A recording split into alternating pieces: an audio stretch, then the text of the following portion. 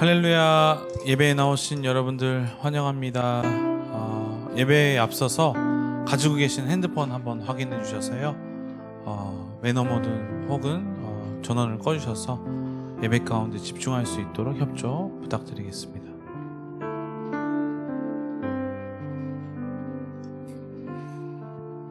그러시면 기도하심으로 예배 가운데로 나아가도록 하겠습니다. 기도하겠습니다. 할렐루야. 사랑이 많으신 하나님 아버지, 감사를 드립니다. 우리 한 사람 한 사람에게 믿음을 허락하시고 또 하나님 우리를 인도해 주셔서 이 예배 가운데 나오게 주님 인도하심에 진심으로 감사를 드립니다. 사랑이신 하나님 아버지, 우리가 이 시간에 정말 우리가 우리의 힘으로 살려고 했던, 또 우리의 힘으로 계획하려 했던 아버지 모든 것들을 고백합니다. 하나님, 이 시간에 정말 우리의 심령을 깨끗게 하시고 우리 힘으로는 아무것도 할 수 없고 오직 주님의 능력만으로 의지하고 나아가기를 바라고 우리가 믿음으로 선포하며 나갈 수 있는 시간 되게 인도하여 주시옵소서. 하나님, 일상생활에서 또 하나님 우리가 하나님을 기억하지 못하고 우리의 마음으로만 살아갔을 때를 고백합니다. 하나님, 이 시간 정말 하나님께서 우리에게 말씀해 주시고 역사해 주셔서 하나님 말씀으로 우리에게 아버지 하나님 인도하여 주셔서 우리가 정말 성령님의 그 뜨거운 인도하심으로 우리가 감동으로 나아갈 수 있게, 또 하나님 순종으로 나아갈 수 있게, 믿음으로 나아갈 수 있게 아버지 허락하여 주시옵소서. 아버지, 이 시간에 드려지는 모든 것을 하나님께 맡겨드리고 처음부터 끝까지 성령님의 인도하심을 우리가 의지하며 나아가오니 역사하여 주시옵소서. 살아계신 예수 그리스도의 이름으로 기도드렸습니다. 아멘. 이 시간 다 같이 찬송하시겠습니다.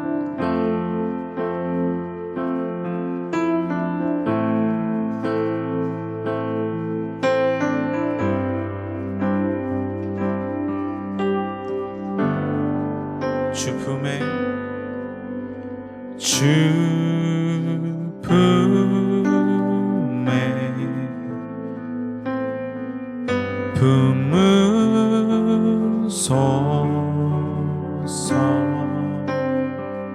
능력에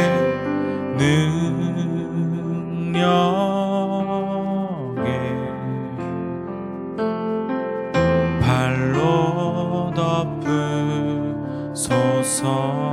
주님 안에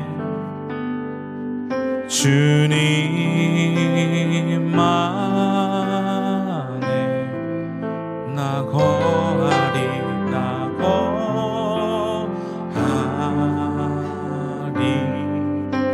주 능력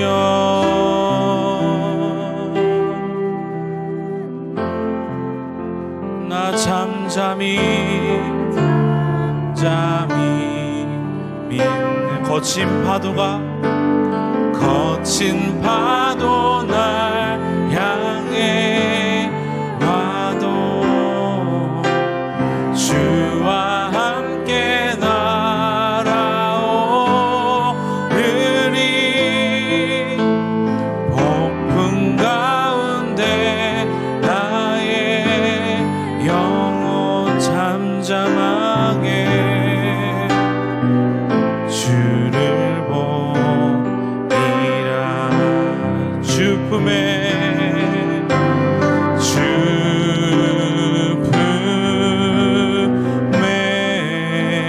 품으소서.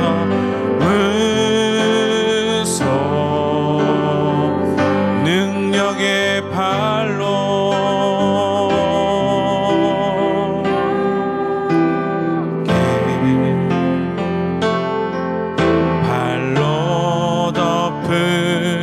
덮으소서. 거친 파도 날 향해 와도 주와 함께 날아오르리. 폭풍 가운데 나의 영혼 잠잠하게 주를 보고 파도가 날 향해 와도 주와 함께 날아오르리. 폭풍 가운데 나의 영혼 잠잠하게 주를 보. 다 같이 선포하시겠습니다. 거친 파도가 날 향해 와도 주와 함께 날아오르리. 폭풍 가운데 나의 영혼 잠잠하게 주를 보. 잠잠하게 주를 보. 잠잠하게 주를 보리라.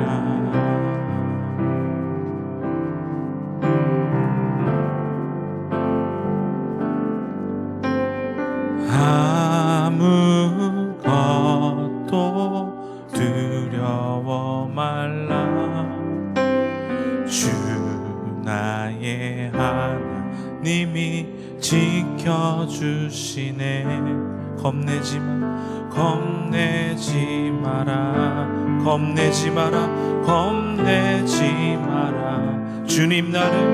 주님 나를 지켜주시네.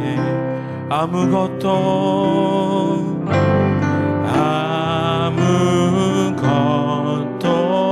두려워 말라. 주 나의 하나님이 지켜주시. 놀라지 마라. 겁내지 마라. 주님 나를 지켜주시네. 내 맘이 힘에 겨워 지칠지라도 주님 나를 지켜주시네. 세상에 험한 풍파 몰아칠 때도 주님 나를 지켜주시네.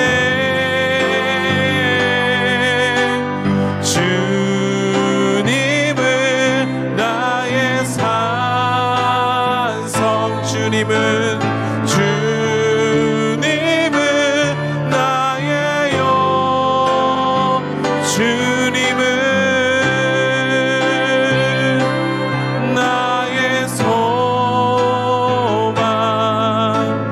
나의 힘이 되신 여호와.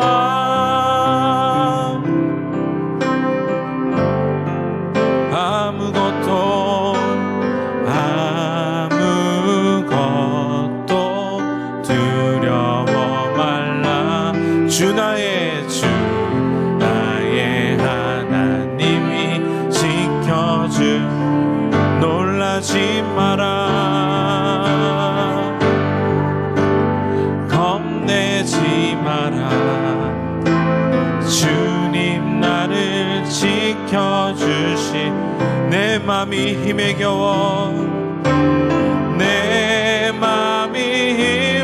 겨워 지칠지라도 주님께서 주님 나를 지켜주신. 세상의 험한 풍파와 몰아칠 때도 주님 나를 지켜주시네.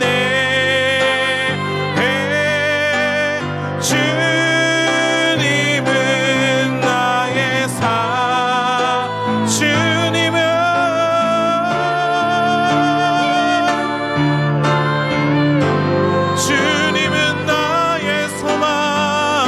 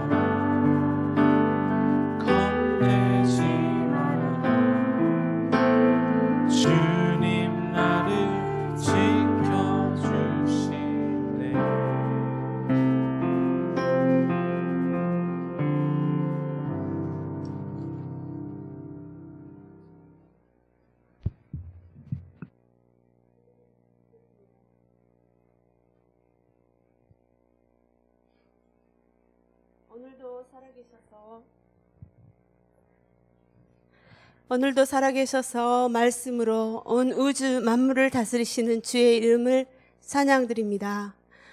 우리를 변함없이 사랑해 주시는 주님의 은혜와 십자가 사랑을 찬양하며 주의 보좌로 나아갑니다.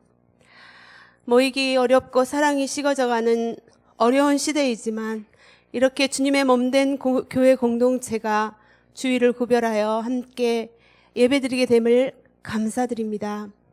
이 모든 것이 주의 은혜이고 기적인 것을 고백합니다.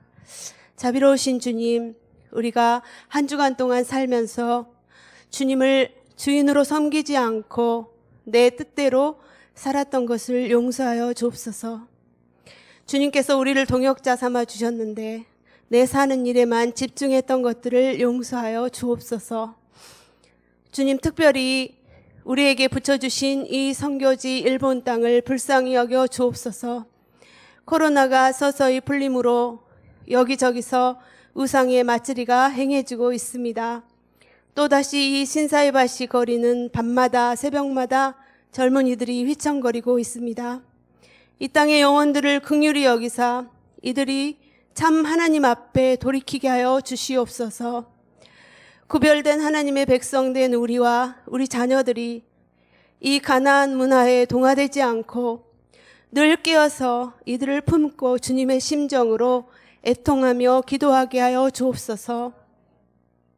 또한 우리 고국 한국을 불쌍히 여기셔서 하나님을 경외하고 진정으로 국민을 사랑하는 지도자들이 잘 세워지게 하여 주옵소서. 또한 우리의 형제된 황폐한 저 북녘 땅에도 주님의 빛을 비춰주시고 그 땅에 그리스도의 계절이 속히 오게 하여 주옵소서. 사랑하는 주님, 그동안 연기되었던 야마가타 러브 소나타가 이 코로나 가운데서도 개최되게 하시니 감사드립니다. 그동안 기도하고 준비하는 야마가타 지역 교회들과 실행위원들을 축복하시고 초대된 한 분 한 분들에게 놀라운 구원의 은혜가 임하게 역사하옵소서. 특별히 오늘 우에다 온누리 교회의 창립 20주년 예배를 축복하여 주시고 말씀 전하시는 이영선 목사님 위에 성령 충만히 임재하여 주시옵소서. 우에다 온누리 교회 하카마타 미키 목사님과 성도들이 더욱 능력 있게 주의 복음을 전하는 놀라운 축복의 통로로 사용되게 하여 주시옵소서. 오늘 교토 온누리 교회에 권영한 목사님을 보내주셔서 주님의 말씀을 듣게 하시니 감사합니다. 목사님 가정과 교토 온누리 교회가 주의 나라를 위해 더 귀하게 사용되게 하시옵소서. 하나님, 이제 이 시간 말씀을 듣는 우리들의 영혼이 깨어나게 하여 주시고 우리의 삶이 변화되어 주님의 주신 삶을 사명을 잘 감당할 수 있도록 하나님 임재하여 주시옵소서. 감사하며 예수님 이름으로 기도합니다. 아멘.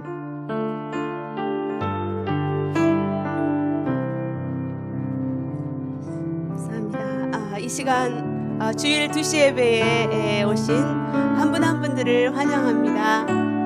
축복합니다. 우리 서로 함께 마주보며 축복하기를 원합니다. 평화, 하나님의 평화가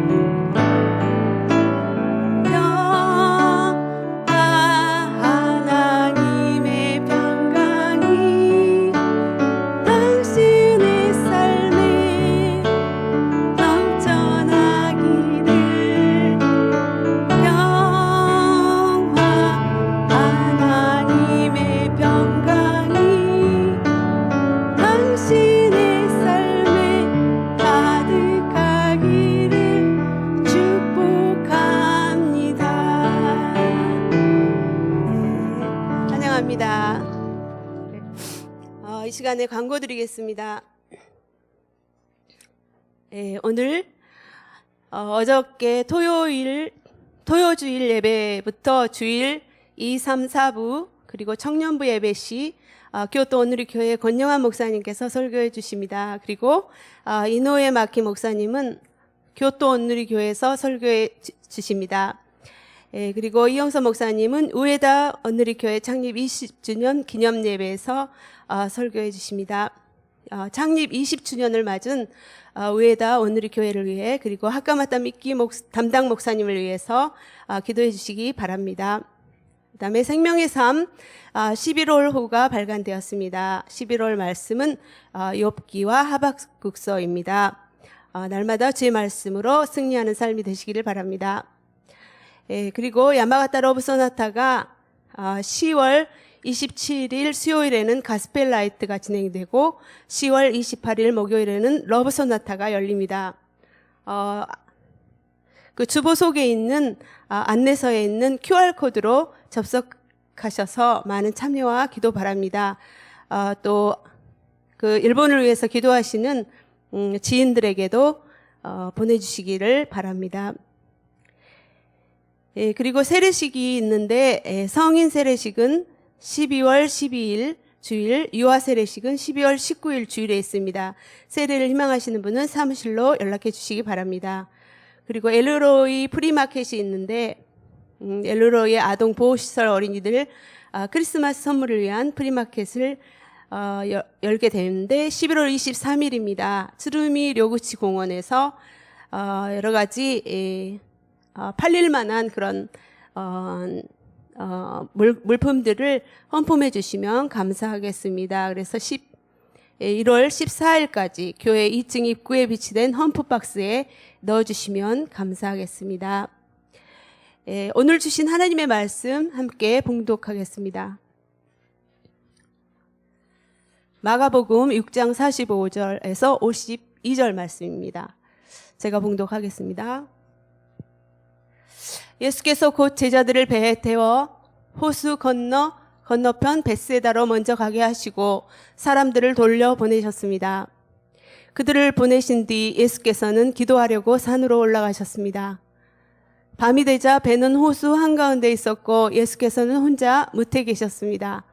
예수께서는 제자들이 강한 바람 때문에 노젓느라 안간 힘을 쓰는 것을 보셨습니다. 이른 새벽에 예수께서 물 위를 걸어 그들에게 나아가시다 그들 곁을 지나가려고 하셨습니다. 예수께서 물 위를 걸어오시는 것을 본 제자들은 유령인 줄 알고 소리를 질렀습니다. 아멘. 시간에는 우리 권영환 목사님께서 사랑의 추적자라는 제목으로 하나님의 말씀을 전해주시겠습니다. 같이 박수로 맞겠습니다.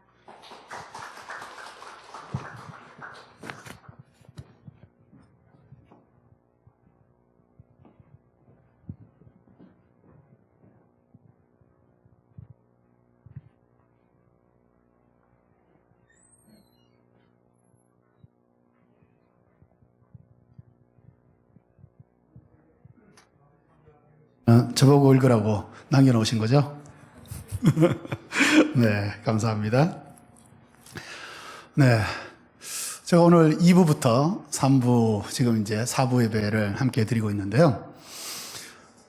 2부 예배 때도 그랬고 3부 예배 지금도 마찬가지인데 정말 놀라운 또 찬양 인도자, 예배 인도자가 있다는 사실이 정말 이 교토 아니고 오사카 오늘의 교회에게 있어서는 큰 축복이라고 생각이 듭니다.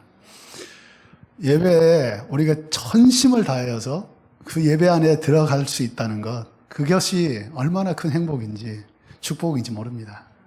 교회 왔다가도 그냥 몰뚱몰뚱 예배 드리고 예배 드렸다 그러고 그리고 돌아가는 사람이 얼마나 많습니까? 그런데 찬양을 통해서 예배를 깊이 있게 들어가서 그 안에 임재하셔서 우리를 정말로 절실하게 기다리고 계시는 그 주님을 만날 수 있는 거, 때로는 자기 힘으로 잘 안 되거든요.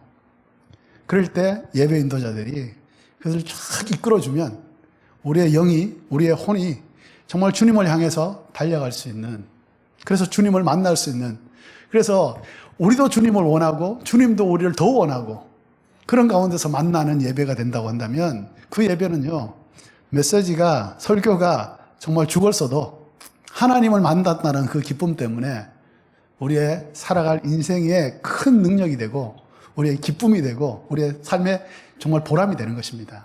그게 예배를 드리는 것이죠. 부럽습니다. 물론 우리 교토 오늘의 교회도 우리 한국어 예배 인도자 또 일본어 예배 인도자가 있기 때문에 매주 하나님 앞에 온전한 예배자로 서기를 원하면서 그렇게 예배드리고 있습니다. 우리 교토 오늘의 교회도 기억하시면서 계속해서 기도해 주시면 감사하겠습니다. 네. 제가 사실은 이제 한국어 예배잖아요. 오늘 이제 2부, 3부 이제 일본어 예배를 하고, 그리고 이제 있으면 거기서 4부, 4시에 청년부 예배가 있는데, 그 청년부 예배 처음에는 제가 이영서 목사님에게 이번 주는 한국어입니다. 한국어로 하셔도 됩니다. 이렇게 이제 얘기를 들어서 좋습니다. 그리고 했는데 어제 갑자기 저녁에 전화가 연락이 왔어요. 네, 일본어로 하셔야 합니다. 그렇게 해서 제가 또 마음이 좀 네. 여기 계셨던 우리 문봉주 목사님 잘 아시죠? 문봉주 목사님 일본어 얼마나 잘하세요. 그런데 그분하고 이제 같이 얘기를 하면서 그분이 그러셨어요. 그 일부 동경에서 일부 예배가 일본어 예배고, 네, 그렇다고 합니다. 그래서 일부 예배를 드리고 나면 그때서야 마음이 막 놓인다고 그러더라고요. 근데 참, 그 일본어를 너무 잘하시는 그런 분도 일본어로 설교하는 게 쉽지 않은 거예요. 그런데 제가 그래서 마음을 참 놓았다가 다시 마음을 다시 잡아가지고 다시 와. 그래서 네. 그래서 제가 사실은 이따가 4시에 예배 드리는 그게 마음이 많이 좀 가 있습니다. 용서하시기 바랍니다. 네. 잠깐 기도하고 다시 한번 하나님 말씀 가운데 나가도록 하겠습니다. 살아계신 하나님 아버지, 은혜와 사랑을 감사합니다. 오늘 말씀을 통해서 주님을 만나기를 원합니다. 주님의 그 생생한 목소리를 듣기를 원합니다. 주님의 그 사랑이 가득 찬 사랑의 메시지를 듣기를 원합니다. 주님, 들려주시옵소서. 우리 길을 열어주시옵소서. 우리의 마음을 열어주시옵소서. 우리의 혼을 열어주시고 우리의 영을 열어주시옵소서. 그래서 주님을 만나게 하시고 주님의 음성 가운데 우리의 살아갈 수 있는 힘과 능력과 은혜를 받게 하여 주옵소서. 예수님의 이름으로 기도하옵나이다. 아멘. 자, 오늘 저는 이제 사랑의 추적자라는 제목으로 여러분하고 함께 말씀을 나누기를 원합니다. 저는 대학생 때 이제 예수님을 실질적으로 만났다라고 할 수가 있습니다. 저는 중학교 때 이제 미션 스쿨에 들어가면서 이제 교회라는 그 문화를 처음 접했는데, 그리고도 이제 중학교, 고등학교 다닐 때는 가보니까 이쁜 여학생이 있더라고요. 그래서 그 여학생을 보러 가는 재미로 교회를 열심히 다녔습니다. 그랬더니 하나님이 고3 때 성령의 은혜를 주셨어요. 성령 체험을 하게 하셨어요. 그랬는데도 불구하고 저는 그 예수님의 삶을 쫓아가고자 하는 그런 마음이 전혀 없었습니다. 전혀 없다가 대학교를 들어갔는데 제가 원하는 대학에 못 들어갔습니다. 그래서 좀 낙심도 하고 그랬는데 그 대학에 하나님이 먼저 보내신 선배가 있었어요. 그 선배가 저보고 서클 활동을 해야 되니까 오라고. 그래서 저는 뭣도 모르고 갔는데 거기가 어디냐면 CCC였어요. 정말 처음에는 너무 시시하다 그랬는데 그런데 그 CCC를 들어갔는데 CCC가 여러분 잘 아시지만 캠퍼스 크루세이드 포 크라이스트라고 캠퍼스를 위한 십자군이라는 뜻입니다. 예, 그런 세계적인 선교단체인데 거기 가서 이제 처음에는 뭣도 모르고 갔다가 어쨌든 이제 코가 끼었습니다. 코가 끼어서 거기서 성경 공부를 하다가 예수님을 만나게 됐습니다. 만나서 예수님을 인격적으로 영접하고 그때부터는 제 삶은 물론 뭐 안 바뀐 부분도 있지만 그래도 제 의식 자체는 완전히 바뀌었습니다. 주님의 사람으로 살아가야겠다라는 생각을 하게 되었습니다. 그러면서 그 CCC가 중점적으로 교육을 시키는 내용은 뭐냐면 전도였습니다. CCC에서는 항상 저희 학교 같은 경우에는 그 12시 되면 다 정문 앞에 모입니다. 정문 앞에 모여가지고 기타 들고 거기에서 동그랗게 다 둘러서서 찬양을 합니다. 한 30분 찬양하고 막 기도하고 다 해요.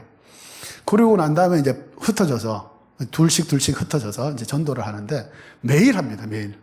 처음에는 뭣도 모르고 갔다가 그 다음에는 신이 나서 왔다가 때로는 또 이제 학년이 올라가면서 후배들이 생기니까 의무감으로 했다가 여러 가지 많은 이유로 인해서 그야말로 매일매일 전도하는 삶을 살았다고 해도 과언이 아닐 것입니다.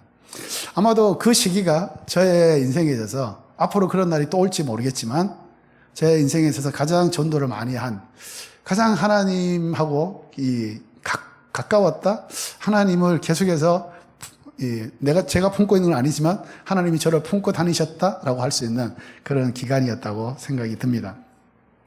어쨌든 전도를 할 때 우리는 예수 믿고 복 받으세요. 예수 믿고 축복 받으세요. 예수 믿고 영생, 예수 믿고 구원 받으세요. 그렇게 얘기를 하잖아요.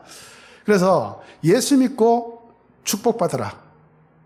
예수 믿고 복 받으십시오. 라고 하는 이 말에, 물론 이 말은 틀린 말은 아니죠. 이것은 변하지 않는 진리입니다. 그래서 이 말을 선포하는 것, 또 전도할 때 쓰는 것은 굉장히 우리에게 필요한 이야기이기도 합니다. 그런데 이 말씀을 우리가 한번 깊게 생각해 볼 필요는 있다라고 생각이 드는 것이죠. 왜 그러냐면 예수를 믿는다고 해서 실질적으로 지금 내 삶에 실제적인 문제가 해결되지 않는 경우들이 너무 많기 때문에 그렇습니다. 이것을 과연 축복이라고 할 수 있을까? 예수 믿어서 오히려 내가 손해를 보고 내가 참아야 되고 내가 그것을 감당하지 못하는 것임에도 불구하고 내가 손들어가서 해야 되고 이런 것들이 사실은 너무 많이 있지 않을까라는 생각을 하게 되는 것이죠. 그런데 그렇게 될 때는 그것이 그때 신앙이 약해서라고 할 수는 없다는 것이죠. 예수를 믿고 내가 신앙적으로 또한 성경적으로 내가 또 양심적으로 내가 이렇게 살아가야겠다라고 생각하니까 사실은 너무 힘이 든다는 거예요. 여러분들은 어떠신지 모르겠습니다. 믿음으로 사는 삶이 날마다 기쁨이 충만합니까? 감사가 충만합니까? 그래서 보는 사람은 툭 찌르면 할렐루야 나오고 그렇게 됩니까?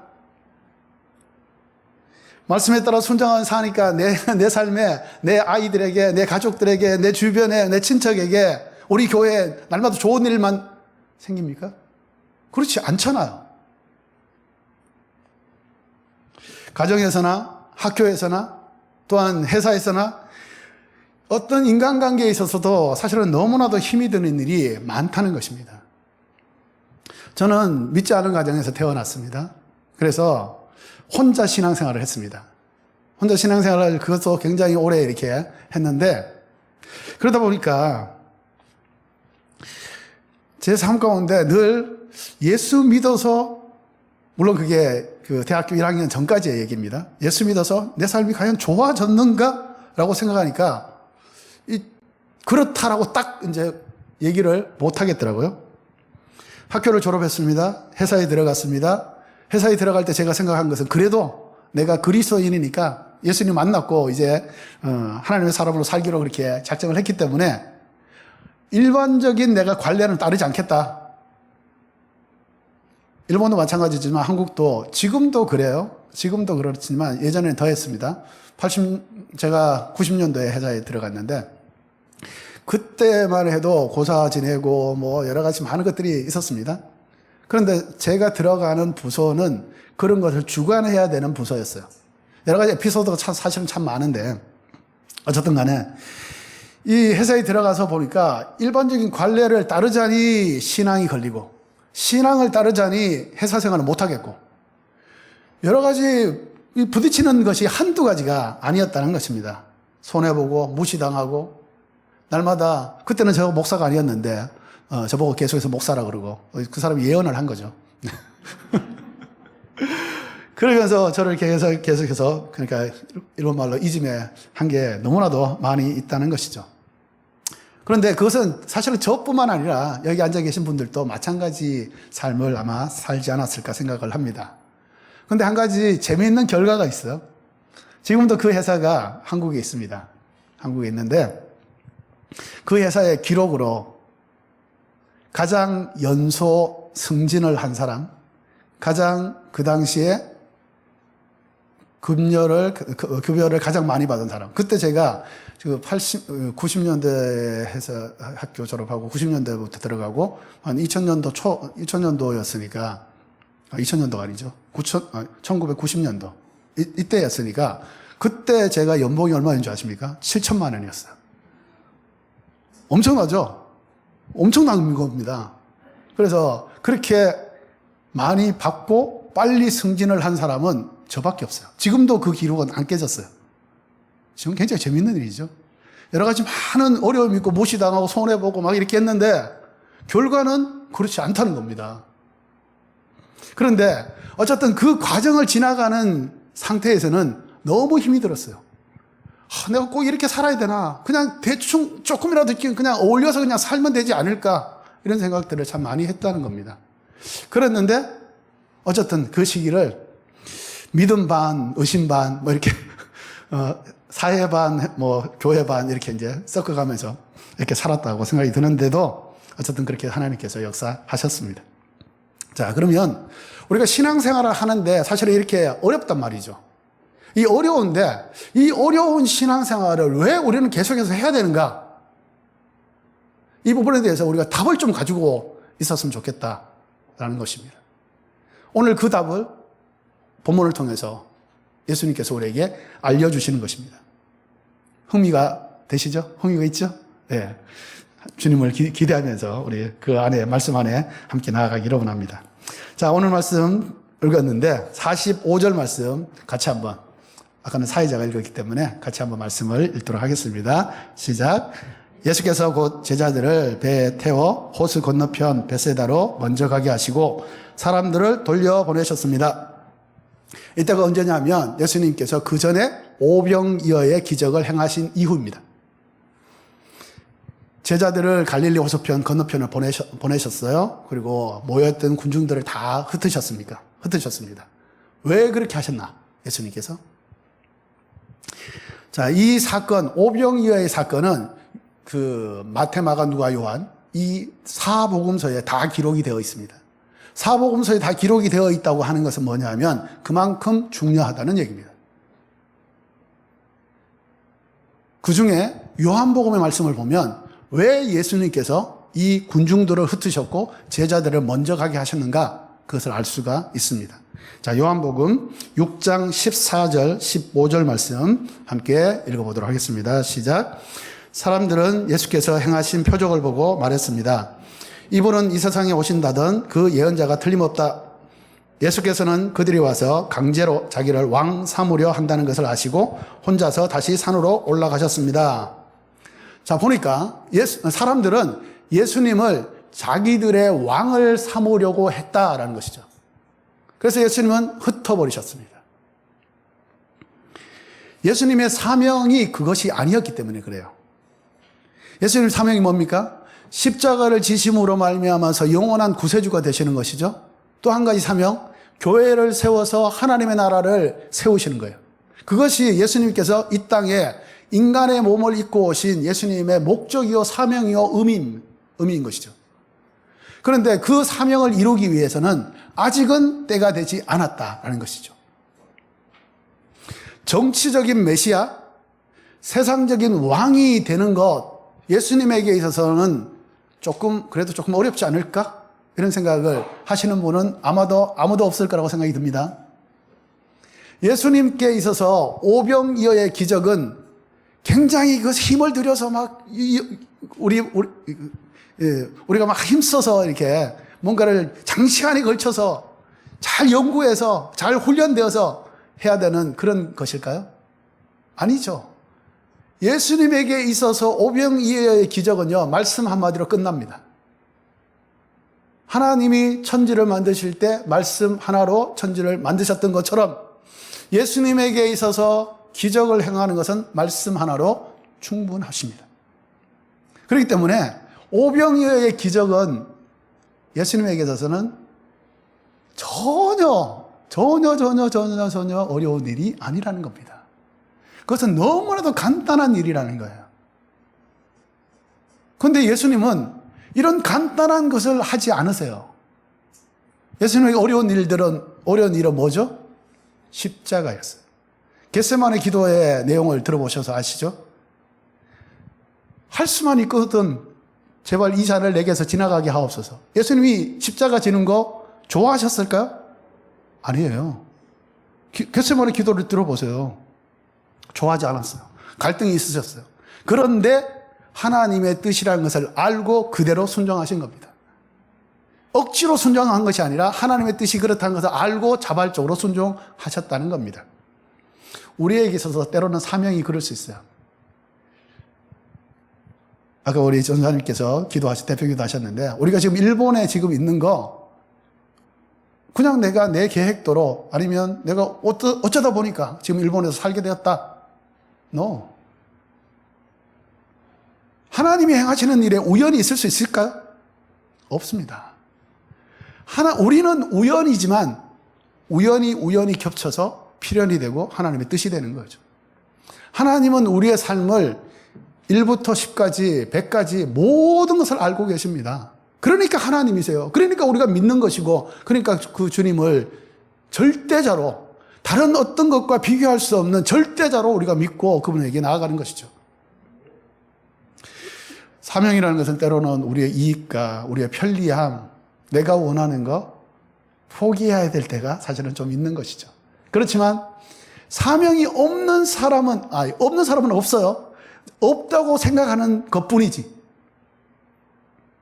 이 땅에 우리가 사명을 가지고 산다는 것이 얼마나 큰 행복이요. 그냥 한 달 무조건 지금 열심히 일하는 사람들은 한 달 좀 쉬었으면 좋겠다. 그러죠? 한 달 쉬면 뭐 하겠습니까? 하루 이틀은 그냥 먹고 자고 TV 보고 영화 보고 요즘 넷플릭스 보고 오징어 게임 보고 뭐 이렇게 하겠지만, 그거 지나면 뭐 하겠어요? 할 일이 없으면요, 우리의 인생의 의미가, 가치가, 살아갈 수 있는 희망도 없어져요. 우리에게 사명이 있다는 것은 하나님께서 우리를 믿고 맡기셨다는 것이고, 또한 우리를 통해서 그 일을 이루심으로 말미암아서 하나님의 영광 가운데 우리를 참여시키시겠다는 거죠. 그렇기 때문에 자기의 사명이 무엇인지 분명히 알고 있는 사람은 행복한 사람이고, 그 사명을 향해서 달려갈 수 있는 사람은 더 행복한 사람이라는 거죠. 그것이 어렵든 그것이 내가 감당하기 힘든 것이든 간에 어쨌든 사명을 주신 분이 하나님이시기 때문에 내가 그것을 힘내서 간바떼 그것을 이루어가는 게 아니고, 하나님이 이루어질 수 있도록 계속해서 앞에서 끌어주시고 뒤에서 밀어주시고 옆에서 받쳐주시고, 그렇게 하면서 그 사명을 이룰 수 있도록 만들어주신다는 겁니다. 그러니까 그 하나님을 우리가 신뢰하면서 나아간다고 한다면, 하나님은요, 우리를 날마다 정말 주님과 동행하는 그 기쁨 속에서 살아갈 수 있도록 만들어 주신다는 것입니다. 예수님은 당신의 사명이 분명했기 때문에 사람들에 의해서 그것이 끌려가거나 그것이 약해지거나 흔들리지 않으셨습니다. 군중이 자기를 왕으로 삼으려고 하는 거, 어떻게 보면 인간적으로 생각하면 굉장히 기쁜 일이잖아요. 그런데 그거 예수님의 사명이 아니었기 때문에 예수님은 그거에 대해서 아무런 신경을 쓰지 않았다는 겁니다. 자, 그러면 우리의 삶은 과연 어떠할까요? 우리는 과연 어떻게 예수 믿고 예수님처럼 살고자 하는 우리의 삶은 지금 어떨까? 이런 부분들을 말씀을 들어가면서 계속해서 생각하시면서 하나님 앞에 계속해서 나아가시면 좋겠습니다. 우리는 믿음의 확신을 가지고 있습니다. 그런데 확신을 가지고 있는데도 불구하고 주변의 사람들의 평가, 시선, 사실은 그게 기준이 없는 거거든요. 세상 사람들이 아무리 자기가 옳다고 자기가 이것을 평가하는 게 맞다고 얘기를 해도 그것은 다 불타버리고 없어지는 겁니다. 고린도후서에 보면, 전서에 보면 오직 주님께서 평가하시는 그 평가가 기준이 있는 것이고 그 기준이 맞는 것이죠. 그런데 우리는 너무나도 주변의 평가와 시선 때문에 우리의 사명이 흔들리거나 그것에 대해서 굉장히 힘들어할 때가 너무 많다는 것이죠. 상황에 따라서 기뻐하기도 하고 울분을 토하기도 하고 또한 원망하기도 하고 좌절하기도 하고 그렇습니다. 그런데 우리는 그리스도인이라는 것이죠. 그리스도인이라고 하는 것은 엄청난 정말 축복받은 이름이에요. 초대교회 성도들이 안디옥 교회가 이제 이방인 교회라서 처음 세워지고 이방인 교회에서 처음 그리스도인이다, 요즘 말하면 성도다, 이 말이 전해지게 됩니다.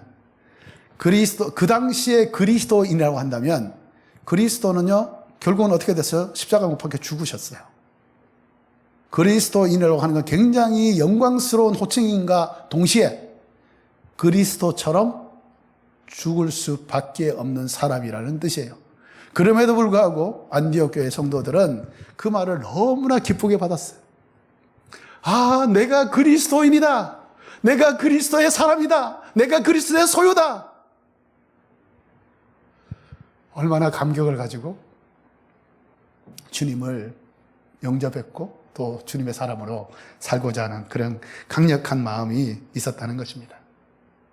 우리도 주님처럼, 우리 초대교회 성도들처럼 나는 주님의 사람이다. 주님으로부터 귀한 사명을 받고 있다. 이것을 우리가 인식하면서 주변에 기준 없는 그 평가나 시선에 휘둘리지 말고 하나님의 사람으로서 당당하게 아이덴티티를 가지고 우리의 정체성을 가지고 살아가는 것이 필요하다. 이것이 첫 번째 하나님께서 우리에게 주시는 메시지이기도 합니다. 자, 두 번째 우리 주님이 우리에게 말씀하시는 부분은 우리 예수님은 우리를 위해서 기도하고 계신다.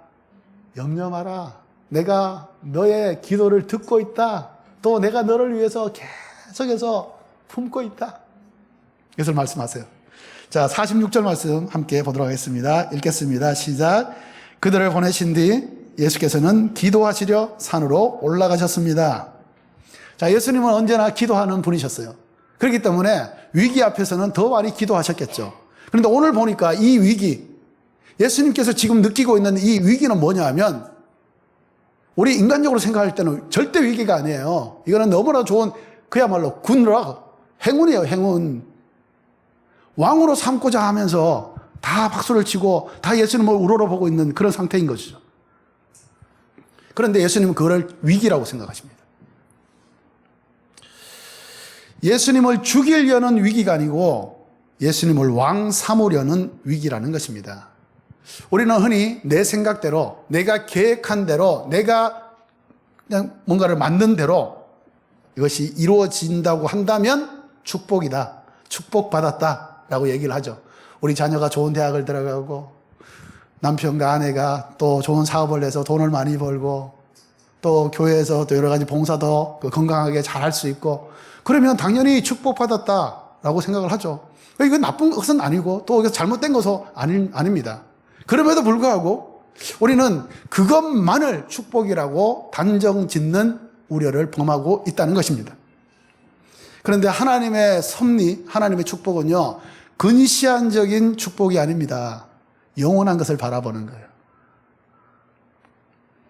이 땅의 삶이 요즘은 100세 시대이기 때문에 100세, 150세 뭐 이렇게 산다고 해도 영혼과 비교할 수 없는 거죠. 지금 우리가 살아있기 때문에 지금 현실에서 축복받는 게 너무 중요하다. 물론 저도 마찬가지입니다. 저희 교회가 계속해서 너무나도 연약한 가운데 그래도 교회 건물이 있었으면 좋겠다. 물론 이제 오사카 오누리교회도 지금 이제 계속해서 기도하고 있는 중에 있는 걸로 알고 있는데 저희 교회도 그래도 조금 하지만 그래도 교회가 있었으면 좋겠다. 재정 걱정 안 하고 좀 이렇게 사역을 좀 하고 예배를 드렸으면 좋겠다. 이런 생각을 많이 하죠. 그런데 그게 진짜 좋은 것일까? 그렇다고 만약에 하나님께서 갑자기 복권이라도 딱 당첨돼가지고 딱 주면 그것이 축복일까? 한번 제가 거꾸로 한번 생각을 해봤어요. 근데 그건 절대 축복이 아니겠더라고요. 축복이 아니에요. 잘 되는 것도 축복이기도 하고 위기이기도 하고 잘 안 되는 것도 축복일 수 있고 위기일 수 있다. 이 부분들을 우리가 생각을 한다면 사도 바울이 우리에게 얘기합니다. 쉬지 말고 기도하라. 바로 잘 될 때나 잘 안 될 때나 언제나 기도하면서 하나님의 뜻 가운데 거해야 된다라고 하는 이 말씀을 우리는 잘 새길 수가 있을 것입니다. 예수님은 기도를 통해서 인간으로 오신 그 한계를 극복하십니다. 예수님이 하나님이시기 때문에 자연적으로 모든 것이 가능하다? 아닙니다. 그렇게 생각하시면 예수님이 이 땅에 오실 이유가 없어요. 그냥 하늘에서 하시면 돼요. 그런데 이 땅에 오셨다는 것, 인간의 몸을 입고 이 땅에 오셨다고 하는 것은 인간이 가지고 있는 그 한계를 직접 몸소 가지고 이 땅에 오셨다는 겁니다. 배고프셨고 또 슬프셨고 또 괴로우셨고 매를 맞으면 아프셨고 여기에 있으면 여기를 못 가는 것이고 그런 거죠. 그 한계를 다 가지고 있었다는 겁니다. 그런데 어떻게 해서 예수님은 이 땅에서 공생의 삶을 사시면서 이 모든 것을 이겨낼 수가 있었는가? 바로 기도의 능력이라는 것이죠. 예수님은 사람에게 얘기하지 않습니다. 오직 하나님께 말씀을 드립니다. 하나님과의 그 친밀한 관계를 통해서 앞에 있는 역경, 괴로움, 한계 이 모든 것을 기도의 능력으로 극복할 수 있었다는 것입니다. 기도는 그래서 단순하게 우리가 하나님 앞에 그냥 읍소하는, 그리고 내가 원하는 것을 그냥 아뢰는 그런 것에 그치지 않습니다. 기도는 능력이에요.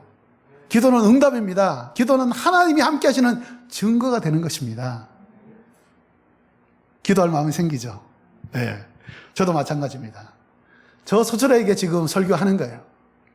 하나님께서는 기도하라고 말씀하시는 거죠.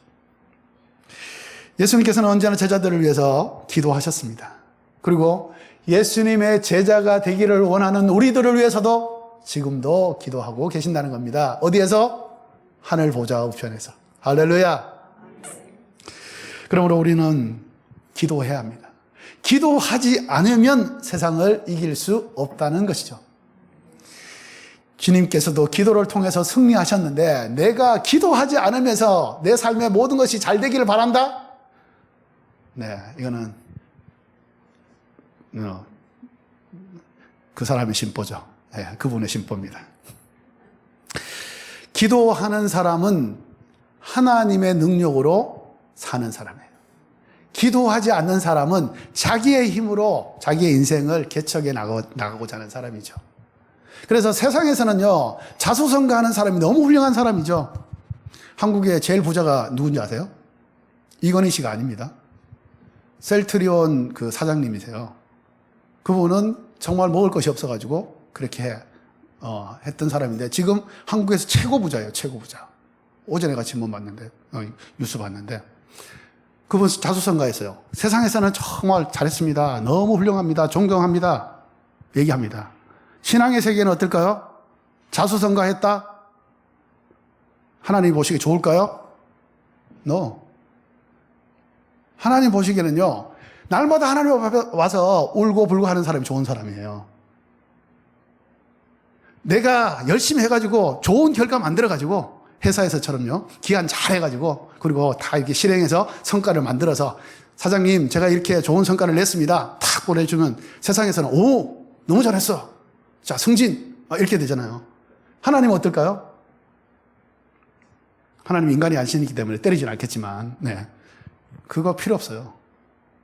하나님은 작은 거든 큰 거든 하나님께 계속해서 하나님을 귀찮게 하는 사람을 좋아하세요. 자기 힘으로 뭔가를 하려고 하는 사람은 하나님께서는 그래 오케이 그럼 너 마음대로 해봐. 결국은 어떻게 됩니까? 깨져서 돌아와요. 울고 불고 돌아옵니다. 그때 하나님은 좋아 오케이 받아주시는 거죠. 그래서 우리는 기도를 통해서 하나님의 힘으로 예수님의 힘으로 성령의 능력으로 우리는 살아가고자 하는 사람인 것을 기억하시기 바랍니다. 그런데 우리도 인간이기 때문에 기도가 잘 안 될 때가 있잖아요. 하나님이 아세요. 또 기도를 하고 싶지 않을 때도 있어요. 그게 감정적으로 삐졌을 때. 하나님 내가 이제까지 열심히 막 이렇게 달려왔는데 이 코로나 상황에서 내가 주일 예배에 빠지지 않고 또한 이 새벽 기도 빠지지 않고 막 열심히 달려왔는데 왜 내 삶은 안 펴지는 거예요? 왜 내가 기도하는 건 응답이 안 되는 거예요? 하나님 삐져버려요. 그죠? 삐져버립니다. 그러면 기도하기 싫어요. 그럴 때 어떻게 해야 되는가? 신앙은요, 인격적인 반응입니다. 인격은 세 가지 부분이 있잖아요. 아는 게 있고, 감정이 있고, 의지가 있어요. 우리 성숙된 신앙은 뭐냐면, 감정이나 지식에 흔들리지 않고, 우리의 의지를 가지고 하나님 앞에 나아가는 신앙이 성숙한 신앙입니다. 그래서, 그때는 진짜 좋은 의지를 발동을 시켜야 합니다. 철야를 하십시오. 금식을 하십시오. 아침에 새벽 기도에 나오십시오. 그러면 하나님을 간절히 찾는 자를 하나님이 만나주신다고 약속하셨어요. 인간이 자기가 약속한 것도 지키려고 최대한 노력을 하는데 하나님이 영원히 변치 않는 성경에다가 당신의 이름을 걸고 약속하신 겁니다. 만나주지 않을 이유가 없는 거예요. 만나주지 않는다면 하나님이 아닌 거예요. 그러므로 우리의 여기 때는 선한 의지를 발동을 시켜가지고 하나님을 더욱더 가까이 가는 것이죠. 그리고 또 우리의 믿음의 동력자들에게 함께 기도를 부탁하는 겁니다. 이것은 결코 약한 모습이 아닙니다. 또 일본에서 살다 보니까 우리도 다 이렇게 물들었죠. 메이와쿠 가케나이 요니. 예. 사람들에게 조금이라도 불편을 주면 안 된다. 그래가지고 기도를 부탁하는 것도 제가 일본 분에게 직접 들은 얘기입니다. 기도를 부탁하는 것도 이 사람에게 뭔가 이렇게 메이와쿠 가케를 것도 잖아이까 또 소리가 때 저또 이노리요 오네가이することはできないと私に答えてくれました. 그래가지고 제가 그거 아닌데 우리 그리스도인은 예수 공동체는 그게 아닌데 라고 이제 설명을 해주면서 함께 했습니다. 함께 기도할 때 함께 사는 겁니다. 함께 하나님 앞에 엎드릴 때 함께 우리는 생명을 또 맛볼 수가 있는 것이죠. 그렇기 때문에 교회를 위해서도 계속해서 우리는 기도하는 거죠. 아무것도 일어나지 않는 호수와 같이 잔잔한 교회가 좋은 교회다. 네, 좋은 교회 맞습니다. 그런데 혹시 그런 사이에 그 밑에는 썩어가고 있을지도 모릅니다. 날마다 사건이 일어나는 것, 그것이 정상적인 그리스도인의 삶이에요. 그것이 정상적인 교회의 모습이라고요. 왜 그렇지 아십니까? 그런 교회 너무 시끄럽다. 난 이 교회 나오기 싫어. 라고 생각하는 거, 그거는 아마도 죽은 신앙일 수 있어요. 왜 그러냐면 우리는요, 그리스도인들, 교회는 사탄의 강력한 방해를 받고 있어요. 사탄은 이미 자기 소화가 된 것은 건드리지 않습니다. 안 건드려도 자기랑 같이 지옥 가는데. 그런데 살아있고 천국을 향해서 또한 구원을 향해서 하나님 주신 사명을 감당하는 교회에게는 어떻게든지 방해를 하는 거예요. 어떻게든 그 교회가 깨어지게 만들고 교회가 무너지게 만들려고 하는 것이죠. 살아있다는 증거예요. 우리가 하나님의 교회로서의 그 모습을 가지고 달려가고 있다는 증거입니다. 지금의 우리 현대 교회들이 표방하는 게 뭐예요? 초대교회를 본받자. 초대교회로 돌아가자는 거예요. 그런데 초대교회를 보시면 어떻습니까? 초대교회에 물론 사도행전 2장에 보면 좋은 일들이 많이 일어나지만 그 이후로 사도 바울이 개척한 교회라든가 그 디아스포라들이 개척한 교회들 보면 다 문제가 있어요. 문제가 없는 교회가 없다고요. 문제가 있기 때문에 하나님이 역사하시고 그것을 통해서 하나님의 능력과 하나님의 앞으로의 비전과 사명을 깨닫고 그러는 과정 가운데 영적인 힘이 생겨서 점점 세상을 하나님의 나라로 바꿀 수가 있게 되는 것이죠. 그렇게 되면서 결국은 313년에 이 로마가 국교를 기독교로 선포하는 그런 일도 일어나잖아요. 물론 그것으로 말미암아 완전히 기독교 국가가 된 것은 아니에요. 하지만 하나의 증거라는 것입니다. 우리의 교회가 지금 시끄럽다고 해가지고 이것이 우리의 삶에 걸림이 되거나 지장이 되거나 우리가 이 교회를 떠날 이유가 아니라는 겁니다. 이것은 우리가 기도할 것이고 기도하는 가정 가운데서 하나님이 역사하시는 것들을 우리가 바라보면서 함께 경험하면서 살아계신 하나님의 놀라운 증거들을 함께 누리고 나눌 수 있는 귀한 증거가 되고 사건이 되는 것입니다. 그러면서 우리는 죽은 신앙이 아니라 정말 살아있는 신앙으로 하나님이 살아계시기 때문에 나도 살아있는 신앙으로 주님과 생생하게 동행할 수 있게 되는 것이죠. 그러므로 우리의 신앙의 바른 자세는 예수님이 나를 위해서 기도하고 계신다, 이것을 믿는 것이죠. 그리고 형제자매들이 교회를 위해서, 나를 위해서 함께 기도해주고 있다는 사실 가운데 힘을 얻게 되는 것입니다. 자, 세 번째 신앙의 바른 자세는 뭐냐면 순종하는 자에게도 역경은 있을 수 있다. 이것을 인정하는 것이 필요합니다. 47절 48절 말씀을 함께 보도록 하겠습니다. 밤이 되자 배는 호수 한가운데 있었고 예수께서는 혼자 무태 계셨습니다.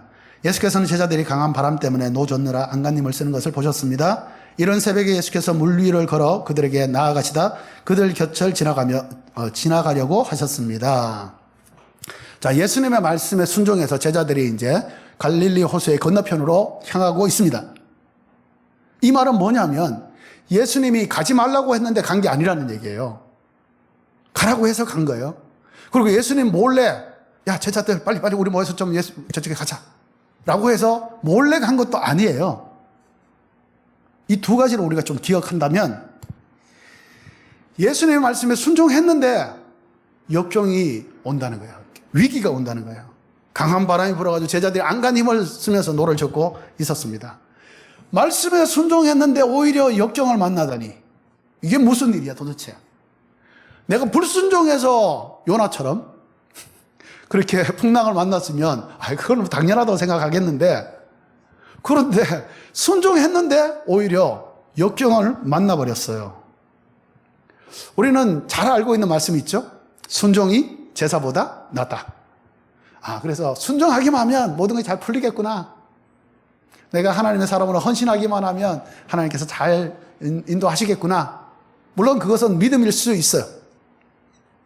나중에는 결국 그렇게 됩니다. 그런데 그냥 막연한 믿음으로 그렇게 생각할 때가 있는 것이죠.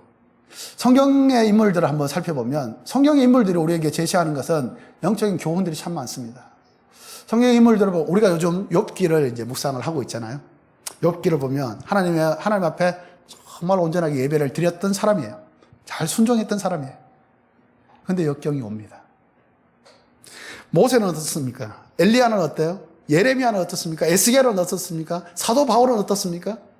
지금 본문에 나오는 이 제자들은 어떻습니까?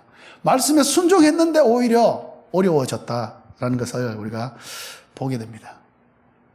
예수님조차도 하나님의 뜻에 순종했기 때문에 십자가를 지는 것, 순종했기 때문에 많은 반대와 핍박을 받았고 결국은 십자가를 질 수밖에 없었던 것이 아닌가 생각합니다. 순종하는 자에게 역경이 찾아온다. 사탄의 강력한 영향 아래에 있는 이 땅에서의 삶을 살고 있는 우리들에게 반드시 시련은 온다. 역경은 피할 수 없다. 라고 단정을 해도 과언이 아닐 것입니다. 그렇기 때문에 우리의 기도는 어떻게 해야 되냐면 하나님 내게 이 어려움이 없게 해주세요. 내게 이 위기가 오지 않게 해주세요. 코로나 내게는 오지 않게 해주세요. 이렇게 기도하면 하나님 들어주실까요? 물론 코로나 안 걸렸기 때문에 여기 다 나와 있고 그렇지만 하나님이 그런 기도 역경 없게 해주세요. 그런 기도 들어주실까요? 안 들어주십니다. 제가 단언하는데 안 들어주세요. 우리의 기도는 어떤 기도여야 하면 이 역경을 뚫고 나갈 수 있는 힘을 주십시오. 이 위기를 극복할 수 있는 지혜를 주십시오. 이 상황을 이겨낼 수 있는 하나님의 위로가 있게 하여 주옵소서. 이렇게 기도하면 하나님께 오케이! 그래! 진짜 너 잘 기도하는 거야. 내가 응답할게. 내가 너와 함께 할게. 내 손 잡아줄게. 하나님께서 그렇게 응답하실 줄로 믿습니다. 오늘 본문에 보니까 제자들이 어려움을 겪는 시간이 새벽 3시예요. 새벽 3시, 4시 정도 되는데 자, 그렇다면 예수님께서는 무엇을 하고 계셨는가? 그 시간에. 말씀을 보니까 기도하러 어디에 갔다고요? 산에. 자, 산이라고 할 때 제자들이 보이는 산입니다. 제자들이 보이는 산에서 제자들을 위해서 기도하고 계셨다는 것입니다. 제자들은 죽을 것 같았죠. 그런데 한 명도 안 죽었어요. 참 재밌습니다. 왜? 예수님이 기도하고 계셨기 때문에. 주님의 기도가 있는 한 제자들은 죽지 않습니다. 사명이 있는 한 우리들은 죽지 않습니다. 하나님이 우리와 함께 하시고 예수님이 우리를 위해 기도하고 계시기 때문에 그렇습니다. 죽지 않는 것을 넘어서 또 한 번 메시아, 진짜 메시아 예수 그리스도를 경험하게 됩니다. 할렐루야. 모든 것을 다스리시는 예수 그리스도를 갈릴리 호수 그 폭풍 가운데서 다시 한번 만난다는 게 뭐예요? 예수님이 모든 것을 해결할 수 있는 분이다라는 것을 자기가 확신을 갖는다는 거예요. 우리는 말씀을 읽어도 때로는요, 우리의 감정이나 기분에 따라서 말씀을 확신하지 못하는 경우가 참 많아요. 그런데 이런 경험이 있으면, 체험이 있으면 그야말로 살아있는 믿음이 되는 것이죠. 이 말씀이 정말 살아서 움직이는 것처럼 느껴지는 것입니다. 그게 없으면 우리의 신앙은 정말 맹숭맹숭한 신앙이 됩니다. 예배를 드려도 뒤에 앉아가지고, 뒤에 앉은 분들 다 그렇다는 게 아니고요. 예. 죄송합니다. 예배를 드려도 그냥 맹숭맹숭하게. 자, 이 말씀이 그 말씀이려니, 여기 왔다가 여기로 가느니, 오늘 예배를 드리고 나서 또 이걸 해야 되는데 어찌할까. 고민해야죠, 사실은. 고민하는 건 맞는데. 그런데 예배를 통해서 하나님을 만나면요, 그것이 문제가 안 됩니다. 그래서 내가 오늘 예배를 통해서 하나님을 만났는가, 하나님의 음성을 들었는가, 스스로 점검할 수 있어요. 예배를 드리고 난 다음에 자기의 상태와 예배를 드리기 전에 자기의 상태를 딱 비교해 보면 바로 알 수 있습니다. 예배를 드렸는데도 불구하고 나는 어제나 오늘이나 동일한 예수님처럼 나는 동일하다. 이렇게 하시는 분들은요, 예수님처럼 그렇게 될지는 모르겠지만 그것은 옳은 태도가 아니죠. 예수님을 만나면 바뀌게 돼 있어요. 찬양 한 곳을 불러도요, 이 온 마음을 다해서 드릴 수 있고, 부를 수 있고, 그것을 받아들일 수 있고, 들을 수가 있어요. 그렇기 때문에 예배를 드리고 난 다음에 은혜 받았다라고 하는 것은 그냥 목사에게 설교에 은혜 받았으면 이런 거 얘기 안 해도 돼요. 얘기 안 하고 자기가 하나님 앞에서 얼마나 정말 은혜 받았는가, 이것을 스스로가 깨닫고 스스로가 하나님 앞에 고백하면서 나가면 그걸로 족한 것이죠. 밤 3시는, 새벽 3시는 인간의 한계를 말하는 것입니다. 인간의 한계, 여기서 우리는 다시 한번 우리의 겸손, 인간의 겸손을 또 배우게 되는 것이죠. 인간의 끝이 하나님의 시작이다. 이 말씀 여러 번 들어보셨을 겁니다. 그런데 그 한계에 도달하지 않으면, 한계를 경험하지 않으면 이 말씀이 그냥 지나가는 말씀이에요. 그런데 이 한계를 딱 경험하면, 내가 나된 것을 내려놓을 때 그야말로 하나님이 움직이시는구나, 이것을 알 수 있게 되는 것이죠. 인간의 절망은 나쁜 것이지만, 그러나 이 절망이 또한 하나님을 만날 수 있는 귀한 또 기회가 될 수가 있는 것입니다. 인간의 교만이 꺾여지는 시간도 바로 그 시간입니다. 하나님이 움직이시니까 이제는 내가 열심히 땀 뻘뻘 흘려가면서 내가 그렇게 하지 않아도 된다는 거예요. 하나님께 맡기고, 하나님, 주님이 말씀하시는 그대로 그냥 내 마음이 동하는 대로 그냥 따라가겠습니다. 저처럼 이렇게 소리 안 질러도 돼요. 그냥 하나님 앞에서 그냥 차분하게 하나님의 음성을 듣고 하나님의 마음을 알고 그 마음 가운데서 한 발짝 한 발짝 뒤를 살살 따라가시면 됩니다. 그러면 하나님이 이루세요. 우리의 인생에 우리가 이루지 못할 것이 몇 개가 있을까요? 셀 수가 없죠. 우리가 이룰 수 없는 것이 셀 수가 없습니다. 엄청나게 많은데 하나님께서 연약한 우리를 통해서 그것을 이루어 가신다는 것을 우리가 알 수가 있습니다. 우리가 고난과 절망 속에 빠져 있을 때 하나님이 가장 가까이 계십니다. 우리는 반대로 생각해요. 내가 절망 가운데 있을 때, 내게 어려움이 너무 많을 때, 내게 위기가 닥쳐왔을 때, 하나님은 나를 버렸나 보다, 하나님 내게 관심이 없나 보다, 하나님은 나를 잊으셨나 보다, 이렇게 생각하기가 너무 쉽습니다. 그게 우리 죄인된 우리의 인간의 모습이기도 합니다. 그럴 때 그렇게 생각을 하는데 사실은 정반대라는 것입니다. 내가 절망 가운데 있을 때 하나님이 가장 가까이 계신다는 거예요. 우리 아이들 한번 생각해 볼까요? 우리의 가장 사랑하는 사람들 생각해 볼까요? 그들이 힘들고 어려웠을 때 우리는 그들로부터 도망갑니까? 보기 싫어. 너 계속해서 울면서 하는 소리 내 듣기 싫어. 그러면서 도망갑니까? 그냥 멀리 내칩니까? 오히려 그를 더 품어주는 거죠. 더 안아주는 겁니다. 그래, 왜 힘들어? 어려워. 내가 너와 함께 있고 내가 너의 그래도 힘이 되어주겠다. 이렇게 해서 위로하고 격려하는 거 아니겠습니까? 우리도 그런데 하나님은 당신의 독생자 예수 그리스도를 십자가에 내어줄 만큼 당신만큼의 가치를 가지고 우리를 사랑하시는 분이기 때문에 우리랑 비교할 수 없을 정도의 사랑을 가지고 우리를 옆에 계속해서 붙여놓으시고 주님이 옆에 오시고 우리가 옆에 하나님 앞에 가지 못할 때, 가기 싫을 때 하나님이 그냥 옆에 오십니다. 지금 욥의 그 탄식 가운데 하나님 어디 계신다고 생각하십니까? 멀리 하늘에서 계실까요? 물론 성경에 나타나지 않았기 기록이 없기 때문에 우리는 잘 몰라요. 그런데 저는 묵상하면서 욥이 탄식하고 불평하고 있을 때 하나님이 저기 계시는 게 아니라 욥이 그 탄식하는 그 한마디 그거라도 놓칠까봐 내가 혹시 잘못 들은 거 아니야? 내가 이 얘기를, 이 탄식을 내가 놓쳐버리는 거 아니야? 이 한숨 소리를 내가 놓쳐버리는 거 아니야? 하면서 욥의 그 입술 가운데 그 가장 가까이 계신다고 저는 생각이 들었습니다. 구약의 선지자 중에 위대한 선지자 엘리야가 있습니다. 그 엘리야 선지자가 갈멜산에서 그 아합 거짓 선지자, 그 바알과 아세라 거짓 선지자 850명하고 전쟁을 하죠. 영적인 전쟁. 그러고 난 다음에 대승리를 거둡니다. 그러고 난 다음에 850명을 다 죽여버립니다. 그러니까 엘리야는 이제 생각을 하겠죠. 이제 북이스라엘이 바뀌겠구나. 그랬는데 결과가 어떻게 됩니까? 하나도 안 바뀌어요. 하나도 안 바뀌면서 오히려 이세벨과 아합이 엘리야 너 죽여버리겠다. 그렇게 이제 얘기를 하고 찾아다닙니다. 그랬더니 갑자기 승리자 엘리야가 도망자 엘리야로 전락해버립니다. 그가 도망가다가 이제 로뎀나무 밑에 가서 하나님 앞에 기도가 아닌 탄식을 합니다. 탄식도 이런 탄식이 없죠. 욥의 탄식하고 똑같아요.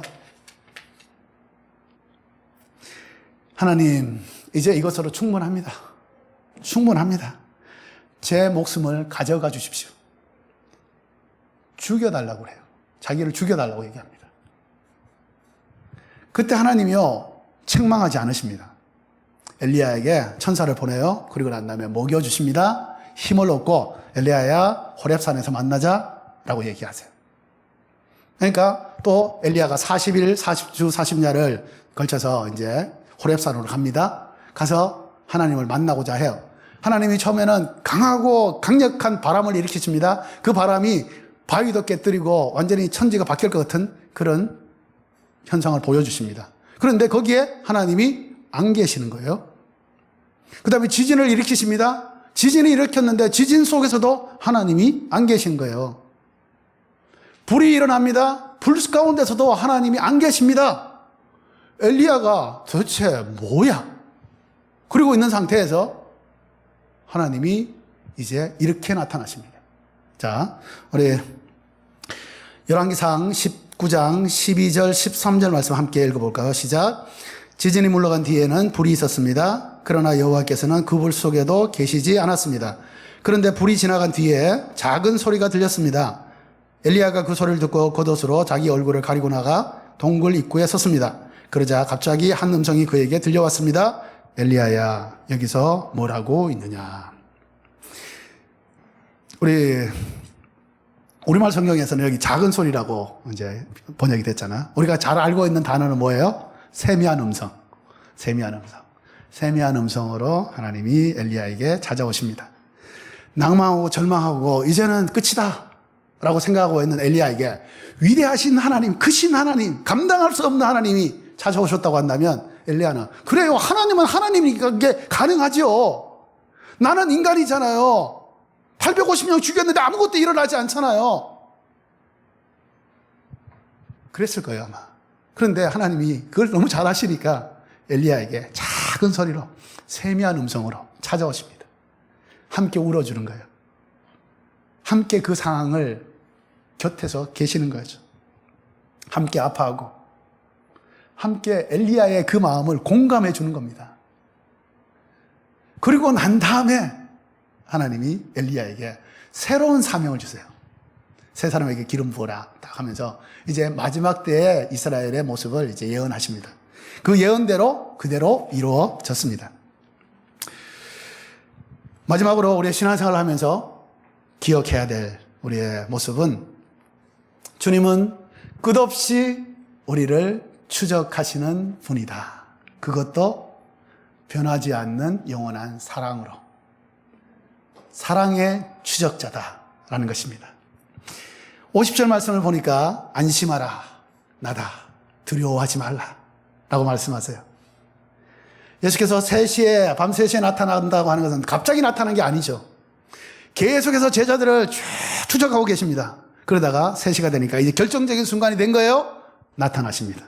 그리고는 나다. 나야, 나. 이 조폭들이 얘기하는 나야, 그게 아니고 예수님이 나야, 나. 나니까 안심해. 두려워하지 마. 염려하지 마. 내가 너와 함께 할 거야. 내가 너의 삶을 이끌어 갈 거야. 너는 너의 삶이라고 생각하지만 너의 삶이 아니야. 내가 함께하는 나의 인생이기도 해. 그렇게 말씀하시는 겁니다. 두려움과 고난과 절망과 좌절 속에 사로잡혀서 어찌할 바를 모르고 있는 우리들에게도 주님께서는 나타나셔서 말씀하십니다. 나야, 나다. 안심하라. 욥은 하나님이 계속해서 자기를 보고 있다는 걸 알아요. 그런데 욥이 지금 고난이 너무 심해서 잠깐 헷갈리는 거죠. 하나님이 나를 감시하신다고 얘기합니다. 보고 있는 건 맞지만 나를 감시한다고 얘기해요. 그런데 실제는 어떻습니까? 마지막 38장, 39장에 보면 이제 하나님이 나타나시죠? 그리고는 욥에게 말씀을 하십니다. 그러면 욥이 내가 전에는 귀로 듣기만 했더니 이제 눈으로 하나님을 봅니다. 라고 고백하면서 나의 보호자가 되시고 나의 인도자가 되시고 나의 모든 것이 되시는 분이 내가 믿는 하나님이십니다. 라고 고백을 하게 만듭니다. 하나님은 사랑으로 우리를 계속해서 추적하십니다. 감시하기 위해서가 아니라 우리를 보호하시기 위해서, 우리를 인도하시기 위해서, 우리와 함께 하시기 위해서 하나님은 끝없이 우리를 추적하고 계신다는 겁니다. 그 레이더에서, 하나님의 레이더, 예수님의 레이더에서 벗어날 수 있는 스텔기 같은 그런 인간은 아무도 없어요. 특히 하나님의 사람들에게는. 하나님은 우리를 끝없이 추적하시면서 물 위로 걸어오신다는 것을 통해서 너희가 가지고 있는 모든 문제는 내가 발로 다 밟아버릴 거야. 불가능한 초자연적인 그런 현상까지도 일으키시면서 너가 불가능하다고 생각하는 거, 내가 도저히 안 되겠다고 생각하는 이 모든 것은 내 발 아래에 있어. 내가 이것을 해결할 거야. 내가 이것을 나의 영광 가운데 만들어 갈 거야. 라고 하시는 거예요. 하나님은 능력의 하나님이십니다. 그러면서도 사랑의 하나님이세요. 우리가 하나님을 믿는 것은, 예수님을 믿는 것은 능력만이 있는 위대한 하나님만을 믿는 게 아닙니다. 그런 하나님만 우리 기독교의 하나님이라고 한다면 우리는 애써 믿을 필요가 없어요. 그런 하나님이 일 뿐 아니라 그 하나님이 나를 주목하고 계신다는 거예요. 나를 추적하고 계신다는 거예요. 나를 늘 마음에 두고 계신다는 거예요. 나를 늘 기억하고 계신다는 거예요. 그러면서 하나님은 당신의 선한 역사를 우리를 통해서 이루어 가시는 정말 좋은 분이십니다. 인간적인 모든 갈등과 인간적인 모든 불가능을 다 주님 앞에 맡기시면서 주님, 나다. 주님이 나다 하고 말씀하시는 그 말씀 가운데 우리의 믿음을 둔다고 한다면 우리는 오늘도 용기를 얻고 힘을 얻고 또한 비전을 가지고 사명을 향해서 달려갈 수 있는 귀한 하나님의 사람이 되는 것입니다. 나다라고 말씀하시는 주님의 음성을 듣는 귀한 한 주간이 되기를 축복합니다.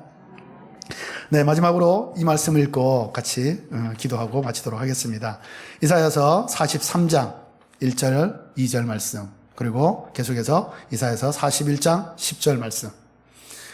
설교의 내용은, 메시지의 내용은 다 잊어버려도 됩니다. 아무 상관이 없어요. 그런데 하나님의 이 말씀, 나를 향해, 여러분들을 향해 하나님이 말씀하시는 이 말씀은 마음에 꼭 두시고 이 말씀을 힘을 삼아서 우리가 오늘 하루마다 또한 한 주가 또 우리의 인생을 잘 살아나갈 수 있기를 바랍니다. 같이 한번 말씀을 읽도록 하겠습니다. 이사야서 43장 1절 2절 시작. 그러나 이제 여호와께서 말씀하신다. 야곱아, 너를 창조하신 분이 말씀하신다. 이스라엘아, 너를 만드신 분이 말씀하신다. 내가 너를 건져 주었으니 두려워하지 마라. 내가 내 이름을 불렀으니 너는 내 것이라. 내가 바다를 건널 때 내가 너와 함께 하겠고, 내가 강을 건널 때 휩쓸려 가지 않을 것이다. 내가 불 속을 걸어갈 때 타지 않을 것이고, 불꽃이 내 몸을 태우지 못할 것이다. 아멘. 기도하겠습니다. 이사야서 41장 10절 말씀. 그러니 두려워하지 마라. 내가 너와 함께 있다. 걱정하지 마라. 나는 내 하나님이다. 내가 너를 강하게 하고 너를 도와주겠다. 내 의로운 오른손으로 너를 붙들어 주겠다. 아멘. 주님, 말씀대로 이루시옵소서. 말씀을 믿습니다. 말씀을 붙듭니다. 말씀 가운데 살아갑니다. 함께하여 주옵소서. 예수님의 이름으로 기도드립니다. 아멘.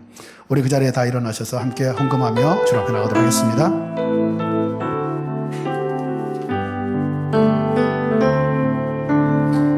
힘으로 되지 않고 능력으로 되지 않네.